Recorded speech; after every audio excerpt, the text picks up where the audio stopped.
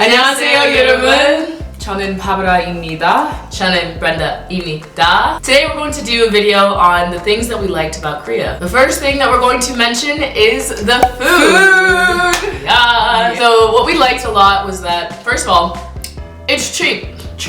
Like, I don't have to spend that much money. And I would just go to like the convenience store. Okay, so there's like two different types of food I guess I'll mention. There's the convenience store food, which I would just go and pick up food when I wanted something like really quick. Like if I'm about to go to a concert, I just go and get my kimbap or just like a quick sandwich or something like that. And those little lunch sets even, or you know, just something that's really quick. And then the nice thing is that those convenience stores, you can just like pop in your ramen, put in the water and everything in a microwave there, and it was just convenient and fast and easy. The other side of the food though is like the restaurants. So there are a ton of chicken shops, and you know me, I like chicken. A lot of the restaurants that we went to ended up being cheap, and the food that we buy were just phenomenal. We had there's this like noodle shop that we used to go to in Hongdae that was just our favorite place to eat. Like we went there so many different times. And the other place we used to go to a lot was also this place called Yugare. And we just, both places we frequented so many times, we probably remember our faces. The other thing about the food is that it's very convenient. Like she said, you can go into a corner store or whatever and just get yourself a ramen, pop it in the microwave, and then just go and eat. Like that was it. Or you just, and even they would have spots there that you can just eat at. And if you think about the street food as well, like especially when you're out with your friends at night and you know you've maybe drunk a little bit too much, so you want to get some food in you to like chill out a bit, you might go just on the streets of Hongdae or streets of Myeongdong and just grab something from one of the carts. And Myeongdong is actually a little bit more expensive than I thought it would be. Absolutely. But like if you go to other street places like in Itaewon or whatever, like it's pretty cheap. It's very affordable. There was a place that we went to a lot in Myeongdong, and actually found in Hongdae after like a whole 3 weeks of like being there, called Han's Deli, and it just like had a variety of food that was, they were pretty cheap too. And originally we actually had seen it in this area near my university, but then at some point they closed it down, so then I spent like time just feeling sad and had to find a new one, and I was like, crap, it's in Hongdae, let's go. The second thing that I really like about Korea is its music culture. So as you guys already know, Brent and I like the music. I like the pop, I like the hip hop, I like R&B. But I'm talking specifically about the music culture. So because Korea is such a small country, there are constantly concerts going on, whether it's in Busan, somewhere in Seoul, or like just other areas, like at university campuses. Like at my university, they had like Psy go there, and they had, you know, in the past they had Big Bang, and they had like Bol Pagan Sachungi last year for their school festival and all this stuff. And like it's literally, there's just always something going on. There's always a hip hop festival going on, or a new rapper trying to debut, or singers trying to promote at a club, things like that. So Brenda and I obviously have a lot of stories of us just going to a club and then realizing that they're having a performance going on. I know at my school we had Simon D, we had Crush, there's one festival we had like a ton of them come in. I know we had a couple girl groups and a couple, we saw Zico, one of them, and I was just like waiting for him to come on stage, and when he did, I went off. Ooh. And then yeah, like she said, we've seen a lot of just like random concerts, and because Korea is so small, you will have a high percentage of just running into a concert or running into a singer or whatever, and we would always just like we'd be on the street and we'd definitely like spot a K-pop artist or like a rapper, and we'd be like, is that who I think that is? But I wouldn't say it happened that often, but for some reason Brent and I have our luck, some heightened sense of luck or something. So if you guys come to Korea and Brent and I are there, roll with us. We got you. We got you. And number 3 is the language itself. Yeah, for Korean, it's just like, it's so different from what a lot of people in the US were learning back when we first started. You know, it's typically the European languages. You know, we learned Spanish since we were for years, like since we were in 7th grade. So Korean was just like a change, a nice little change from what we're used to. And even more than that, it's like just the sound of the language intrigues me. Like I in general like some other languages, so like she said, Spanish. I'm now trying to learn Japanese. I'm now trying to learn. I've been trying to learn French since last year. And like by the time I'm age 25, I want to be okay or conversational in 5 languages. But when I heard Korean, there's just something that like clicked in my head, and I was like, wow, 진짜 진짜 멋져. 진짜 멋져요. A lot of like that. Korean pen pals will like ask me, they're like, why are you learning Korean anyway? And to be honest, I don't have a reason. Like I just I'll say like 그냥 관심이 있어. Like that's it.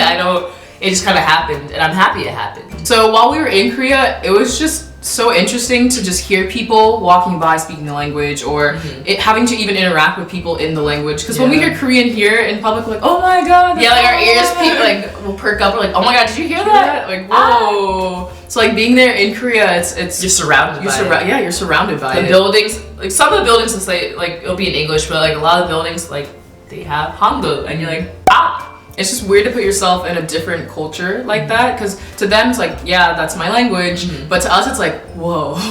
So the fourth thing that we want to mention is the nightlife. Oh my gosh. So from the area that we live in, like around our university, the nightlife, I would not call it popping. I would not. No. Dare I say. And the reason for that is because usually people tend to party in their own places, or go to the frats. Go to frat parties, but even then, that's kind of like mainly with freshmen and stuff. Yeah. But like they party in their own places, or they like to travel to other people's places to party. So it's like we don't really go to bars or clubs, or really have that many in this area. So being in Korea, it's all about the nightlife. When you're a young person, it's all about the nightlife. You're always out with your friends at bars.